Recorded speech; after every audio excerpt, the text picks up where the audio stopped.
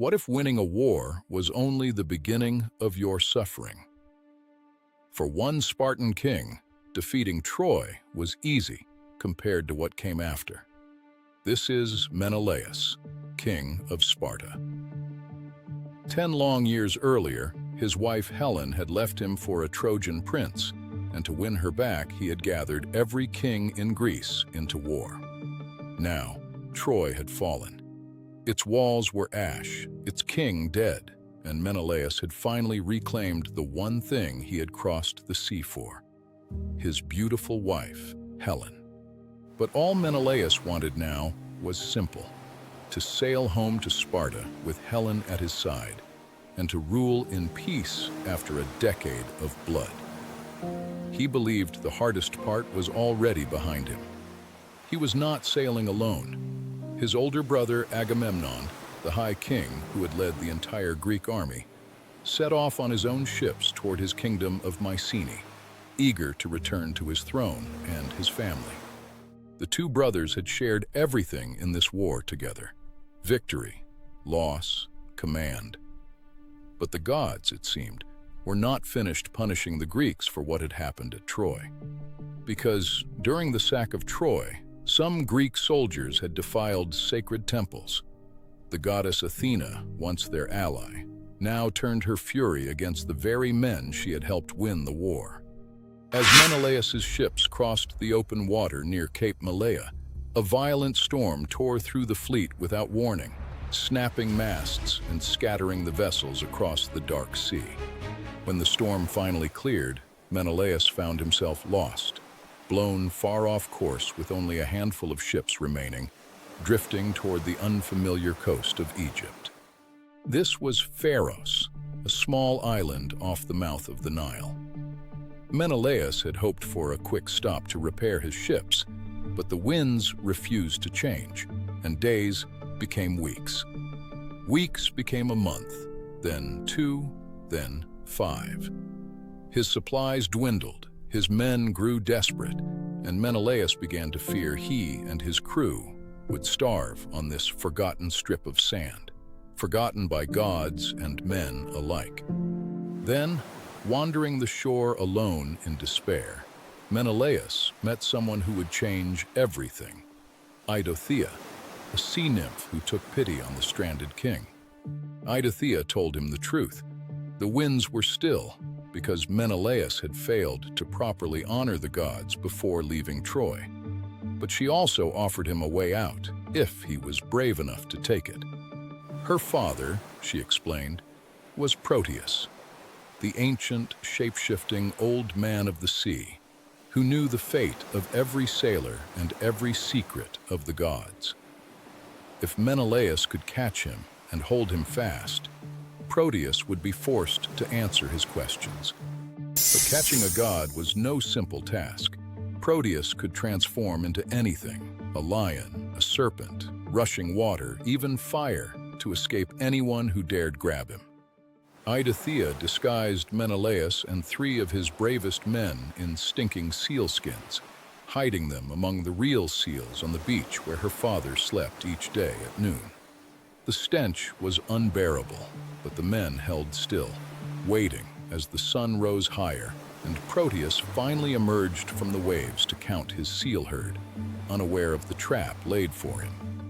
The moment he lay down to rest, Menelaus and his men threw off their disguises and seized him with all their strength, refusing to let go no matter what happened next. Just as Idothea warned, Proteus twisted into a roaring lion, then a slithering serpent, then a raging fire, then a rushing torrent of water, each shape trying to break their grip. But Menelaus held on, refusing to let go through every terrifying transformation, until at last, Proteus grew tired and surrendered, returning to his true ancient form. Proteus admitted defeat and told Menelaus the truth. He had angered the gods by leaving Troy without offering proper sacrifices, and that was why the winds had stopped for him alone.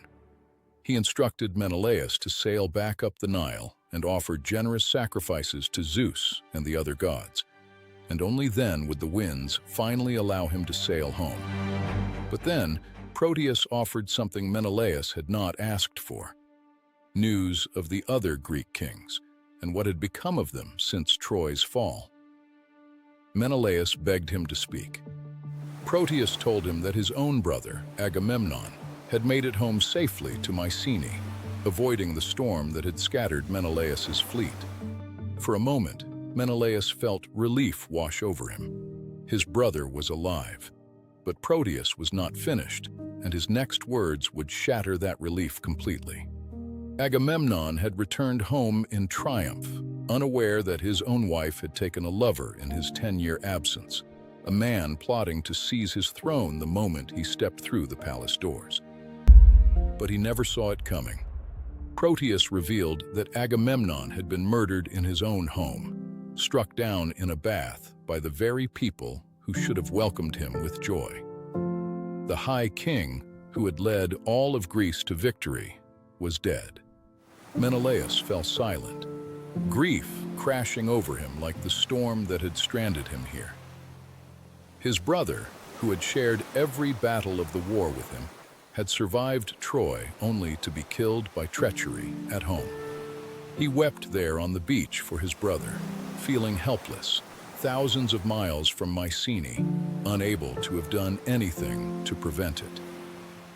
All he could do now was carry this sorrow home with him. Proteus, showing rare gentleness for a god, told Menelaus one final thing. Because he was married to Helen, daughter of Zeus, the gods had a different fate planned for him than for other men. Menelaus, he said, would not die like other men.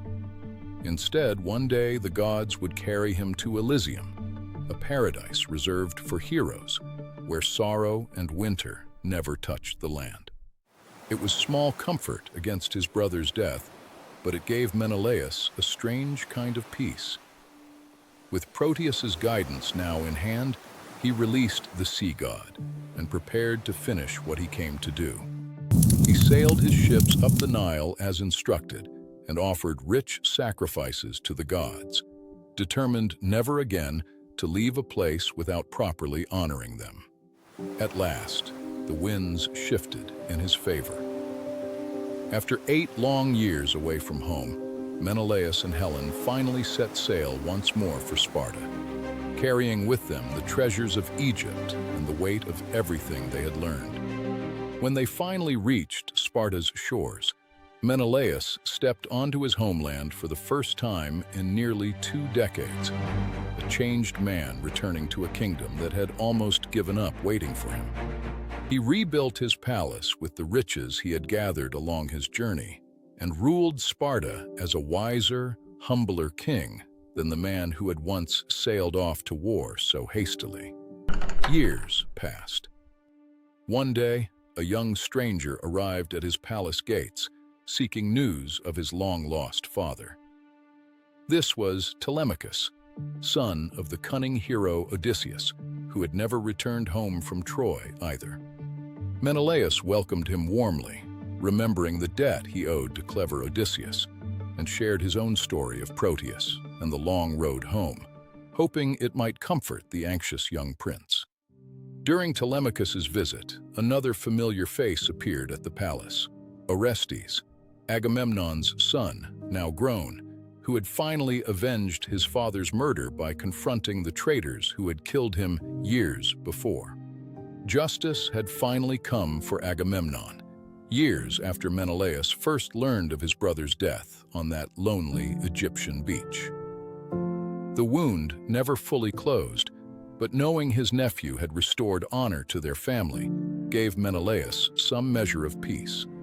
With his brother avenged, his wife finally at his side, and his kingdom prosperous once more, Menelaus spent his remaining years as Sparta's respected king, known throughout Greece as the man who had survived both war and the wrath of the gods.